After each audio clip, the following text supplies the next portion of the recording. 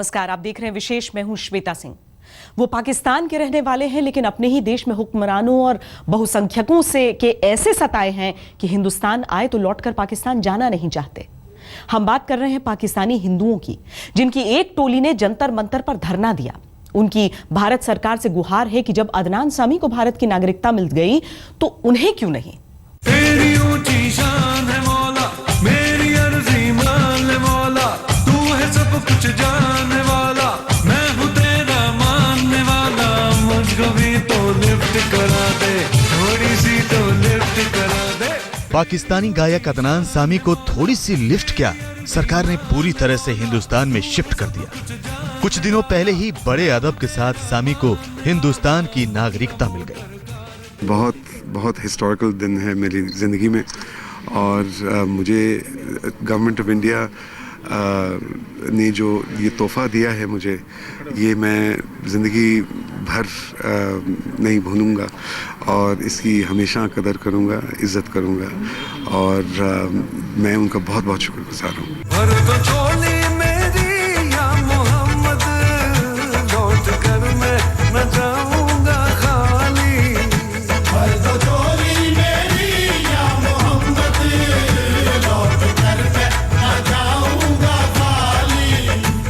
सामी की झोली भर गई। वो पाकिस्तान के मूल बाशिंदे हैं, लेकिन हिंदुस्तान में नागरिकता की अर्जी दी तो सरकार ने कबूल कर ली।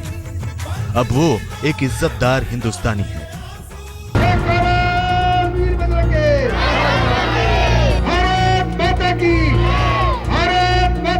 लेकिन सामी को नागरिकता मिली तो पाकिस्तान में जुल्म और सितम के शिकार हजारों हिंदुओं ने यह सवाल उठा दिया है कि हमने क्या गुनाह किया जो हम पे सरकार की मेहरबानी नहीं हो रही। पाकिस्तान में रहना उनके लिए जहन्नुम से बदतर जिंदगी जीना है। वो हिंदुस्तान में अपना आशियाना चाहते हैं। ये उग्रवादी है, ये खेती बाड़ी करते हैं, वो करने नहीं देते हैं, समझे ना। ये तो बच्चे छोटे छोटे उधर स्कूल पढ़ाने नहीं देते हैं, समझे ना। उधर धर्म की तो पढ़ाई है नहीं उधर, इसी वजह से अपने छोटे छोटे बच्चे लेकर धर्म के मुल्क में आए हैं।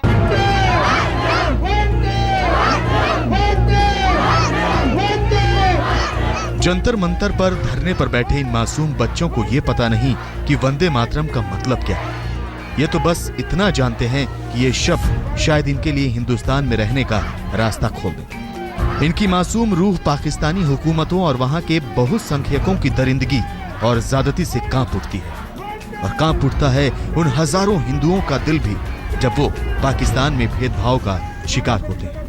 बस वहाँ पे यही है कि हम जैसे कि कमाते थे, हमारे को कमाई पूरी नहीं मिलती थी, कमाते थे हम खाते और थे। जैसे कि वहाँ पढ़ाई लिखाई हमारी नहीं थी, हमारी कोई बच्चों की कोई इज्जत नहीं थी, खुले बाजार में हम नहीं जाते थे तो कोई भी कह देते कुछ बात, इसलिए हम नहीं जाते थे। वहाँ से तो हमारे को ज़्यादा से ज़्यादा तो हिंदू के नाम से टोंक के जाते थे कि ये हिंदू है, कोई चीज़ को हाथ नहीं लगाओ, कोई गिलास को नहीं छूना है, पानी नहीं पीना है। भले 1 लाख का सामान लेंगे ना बाजार में, फिर भी किसी चीज़ को नहीं छुएंगे, क्योंकि कहेंगे ये हिंदू है। जब देश बटा तो जिन्ना ने पाकिस्तान की कमान संभालते हुए धर्मनिरपेक्ष पाकिस्तान बनाने का वादा किया था, लेकिन जब फौजी बूटों के नीचे लोकतंत्र ही नहीं बचा तो धर्मनिरपेक्षता के चीथड़े उड़ते कितने वक्त लगते। पाकिस्तान में हिंदू वैसे ही खत्म होते गए जैसे पक्षियों में गिद्ध।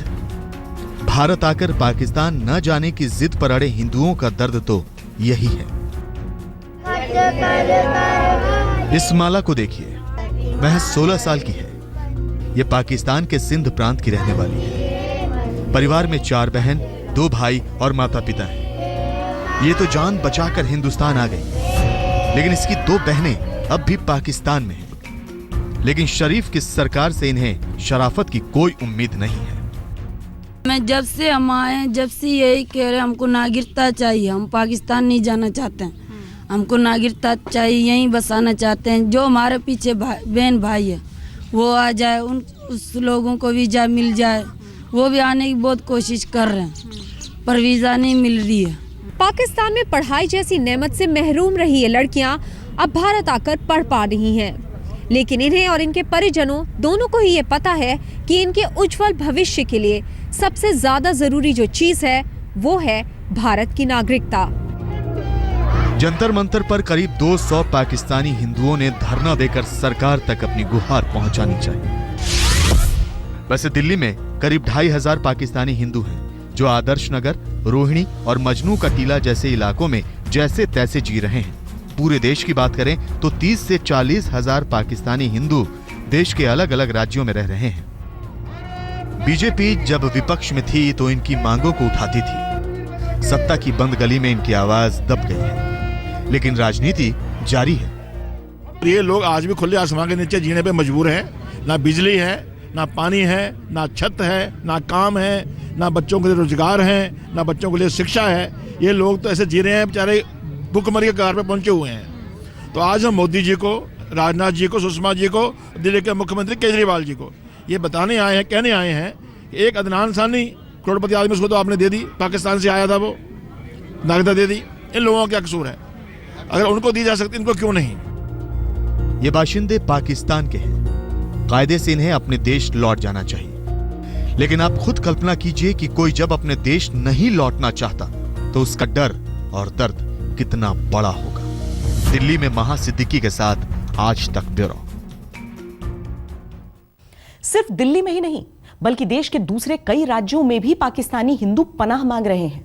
उनको बार बार अपने देश लौटने की हिदायत दी जाती है, लेकिन पाकिस्तान का नाम सुनकर वो इस कदर कांप जाते हैं कि हिंदुस्तान में खुले आसमान के नीचे रहना मंजूर है, पाकिस्तान जाना मंजूर नहीं, क्योंकि वहां न तो उनकी बहू बेटियों की आबरू बचती है, न जिंदगी के लिए कोई आरजू।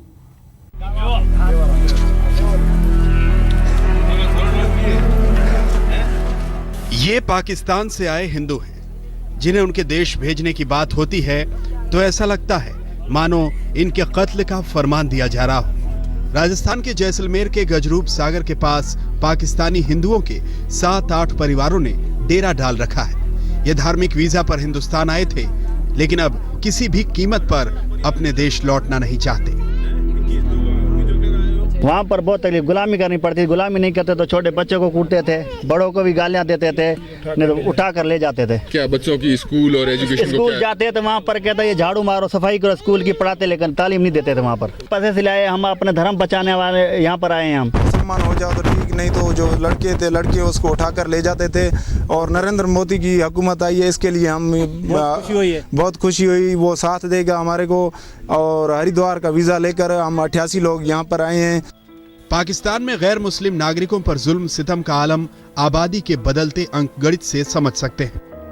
1947 में जब पाकिस्तान बना तो वहां गैर मुस्लिम लोगों की संख्या करीब 23% थी, जो आज घटकर सिर्फ 3% रह गई है। दरअसल जब देश आजाद हुआ तो पाकिस्तान से 44 लाख हिंदू और सिख भारत में आ गए, जबकि 41 लाख हिंदू और सिख हिंदुस्तान से पाकिस्तान पहुंचे। 1951 में हिंदुओं की संख्या पाकिस्तान की कुल आबादी की 22% थी, जिसमें तब का पूर्वी पाकिस्तान यानी बांग्लादेश भी शामिल था। लेकिन आज यह आबादी करीब 1.5% तक सिमट कर रह गई है। जो बचे खुचे पाकिस्तानी हिंदू हैं, उन्हें अपने वजूद पर हर पल दमन की तलवार लटकती नजर आती है। यही वजह है कि हर हफ्ते आने वाली थार एक्सप्रेस से जो हिंदू पाकिस्तान से भारत आते हैं, वो दोबारा पाकिस्तान लौटना नहीं चाहते। हम अभी इधर पहुंच गए हैं, जैसलमेर, तनअजीज इधर हैं हमारे। अब हम आए हैं तो वापस नहीं जाएंगे, और सरकार हमारे लिए क्या सोचती है? हम मर जाएंगे, इधर मर जाएंगे, उधर वापस नहीं जाएंगे। पाकिस्तान के हिंदू परिवारों से वहां पर सिर्फ और सिर्फ गुलामी कराई जाती है। सिर्फ राजस्थान ही नहीं बल्कि हरियाणा, पंजाब और जम्मू कश्मीर में भी आपको ऐसे पाकिस्तानी हिंदू मिल जाएंगे जो खुले आसमान के नीचे ठंड, बारिश, गर्मी सब कुछ बर्दाश्त करते हैं, लेकिन पाकिस्तान नहीं जाते, जो उनका अपना देश है। विमल भाटिया, जैसलमेर, आज तक।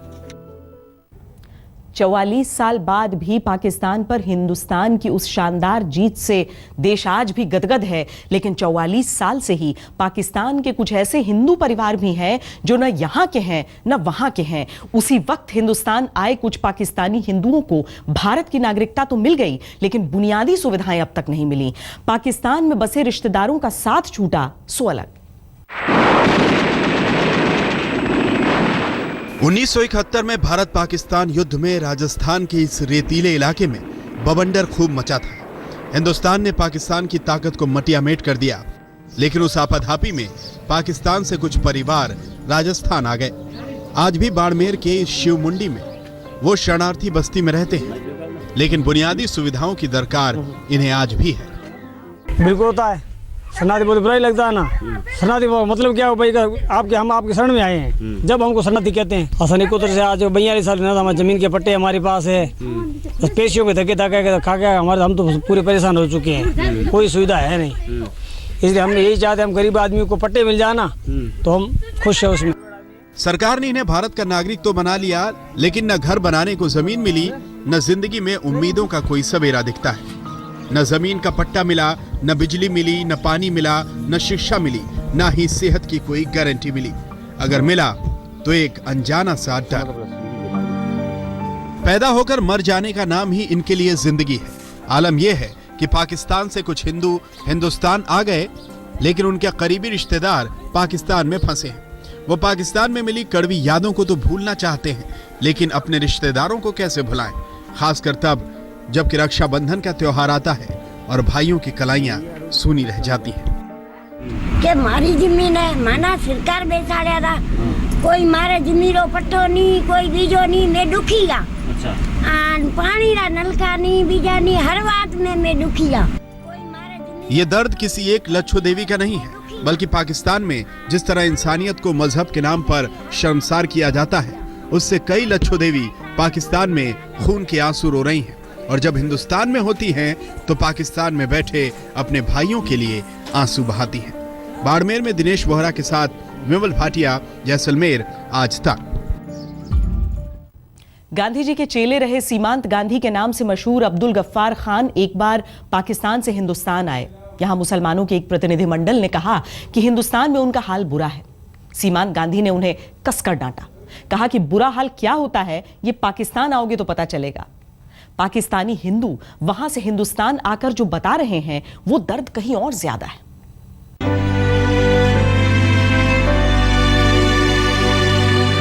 अठारह करोड़ की पाकिस्तानी आबादी में हिंदुओं की संख्या महज 26 लाख है, यानी करीब 1.5%। इन हिंदुओं के लिए पाकिस्तान अपना मुल्क नहीं, बल्कि एक ऐसा जेल खाना है जहां जिंदगी पर कब मौत की मोहर लग जाए ये कोई नहीं जानता।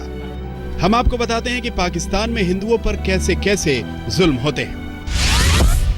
सबसे ज्यादा तो पाकिस्तानी हिंदू धर्मांतरण का शिकार होते हैं। इसका विरोध करने पर उन्हें गोली मार दी जाती है। फिरौती के लिए अपहरण और मर्डर आम बात है। पाकिस्तान में हिंदू छुआछूत का इस कदर शिकार होते हैं कि होटलों में उनके छुए गिलास में कोई पानी नहीं पीता। सरकारी नौकरियों में उन्हें जगह नहीं मिलती, और अगर कभी नौकरी मिल भी गई तो कितने दिन रहेगी ये कोई नहीं जानता। किसी हिंदू ने मुस्लिम लड़की से शादी कर ली तो उसकी भी खैर नहीं। ऐसे ही बिगड़े हालात पाकिस्तान में रहने वाले हिंदुओं को हिंदुस्तान की तरफ धकेल रहे हैं। आज तक ब्यूरो।